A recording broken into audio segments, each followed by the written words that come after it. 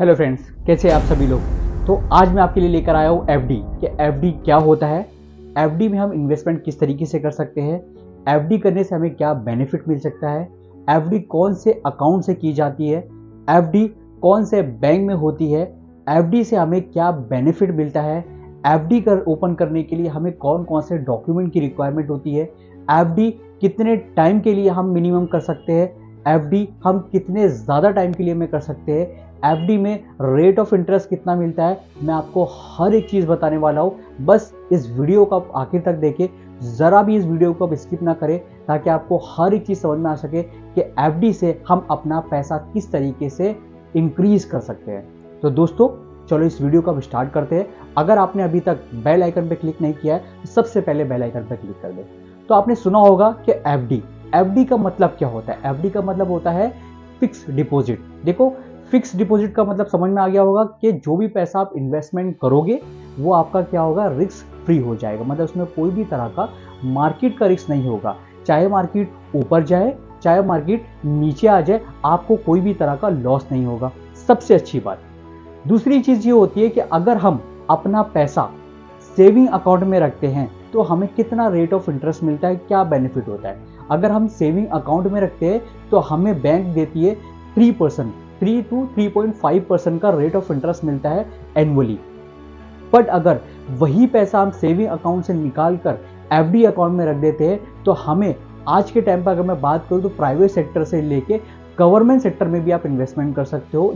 अलग अलग अगर आपके पास सेविंग अकाउंट है कोई बैंक में तो वहाँ पर जाके आप एफडी अकाउंट ओपन कर सकते हो। अगर आपके पास अकाउंट नहीं है तो सबसे पहले आपको सेविंग अकाउंट ओपन करना पड़ेगा। चाहे आप प्राइवेट सेक्टर में चले जाओ चाहे आप गवर्नमेंट सेक्टर में चले जाओ, दोनों जगह पर आप सेविंग अकाउंट ओपन करके आप एफडी का अकाउंट ओपन कर सकते हो। अब इसकी बात करूं कि एफडी में रेट ऑफ इंटरेस्ट कितना मिलता है। अगर मैं सेविंग अकाउंट में पैसा रखता हूं तो मुझे 3% का रेट ऑफ इंटरेस्ट मिलता है। बट अगर वही पैसा मैं एफडी में रखता हूं, मतलब फिक्स डिपॉजिट में रखता हूं, तो मुझे मेरे पैसे पे 7% से लेके 8% के बीच में रेट ऑफ इंटरेस्ट मिलता है। वो डिपेंड करता है कि आप कितने टाइम के लिए पैसा इन्वेस्टमेंट कर रहे हो। जितने ज़्यादा टाइम के लिए पैसा आप इन्वेस्टमेंट करोगे, 1 साल के लिए, 2 साल के लिए, 3 साल के लिए, 5 साल के लिए, उतना ज़्यादा आपको रेट ऑफ इंटरेस्ट मिलता है।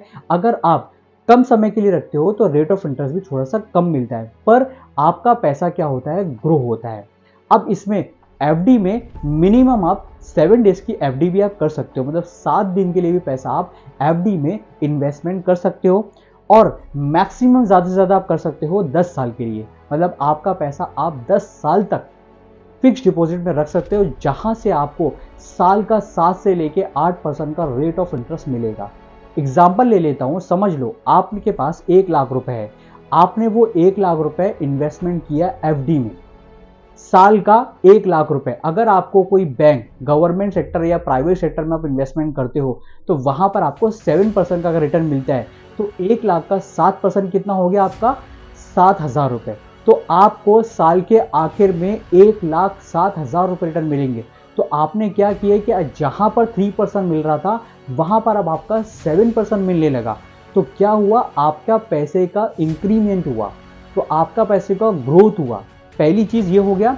दूसरी आपको बताना चाहूंगा कि एफडी सबसे अच्छा इन्वेस्टमेंट पार्ट होता है आज के टाइम पे, क्योंकि अगर कभी बीच में समझ लो मैंने 1 साल के लिए एफडी बना लिया, बट अगर कभी मुझे इमरजेंसी रिक्वायरमेंट आ गई, अगर मुझे कभी अर्जेंट पैसा चाहिए, तो मैं कभी भी कोई भी टाइम पर मैं अपनी एफडी ब्रेक कर सकता हूँ। वो पूरा का पूरा पैसा मेरे अकाउंट में आ जाएगा। एफडी ब्रेक करने के लिए आपके पास 2 चीजें होती है। पहला, या तो आप ऑफलाइन कर सकते हो, बैंक में जाके फॉर्म भर के आप ऑफलाइन अपनी एफडी को ब्रेक कर सकते हो, या फिर अगर आप कोई अकाउंट यूज करते हो, उसका आप नेट बैंकिंग यूज करते हो या इंटरनेट बैंकिंग यूज करते हो, तो वहां पर जाके आप अपनी एफडी को ब्रेक कर सकते हो। विद इन 2 to 5 मिनट्स में आपका पैसा एफडी से तोड़कर आपके सेविंग अकाउंट में आ जाएगा। तो बहुत ही अच्छी बात यह है कि हमारे पास लिक्विडिटी है, मतलब ऐसा नहीं है कि आपका पैसा लॉक हो गया या आपका पैसा कहीं फंस गया।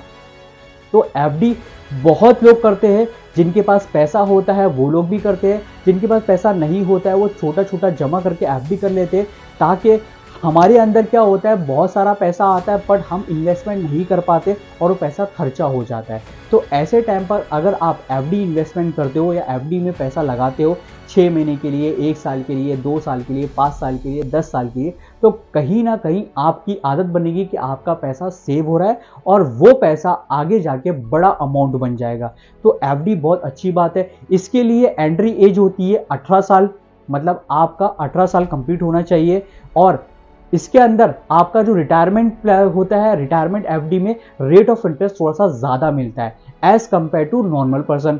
अगर किसी की 60 प्लस की एज है तो उसको 1% या 0.5% एक्स्ट्रा मिलता है। जो लोग की एज 60 प्लस होती है उसको बोलते हैं सीनियर सिटीजन एफडी।